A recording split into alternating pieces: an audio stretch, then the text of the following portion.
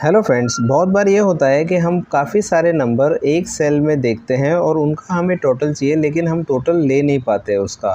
तो उसके लिए क्या करना है वो मैं आपको बताता हूँ। आपको जाना है इसमें equal to sum bracket open dash dash यानी कि हाइफन टेक्स्ट स्प्लिट नया ब्रैकेट ओपन और जो डेटा है वो आपका है K16 सेल में, तो हम लिखेंगे K16 कॉमा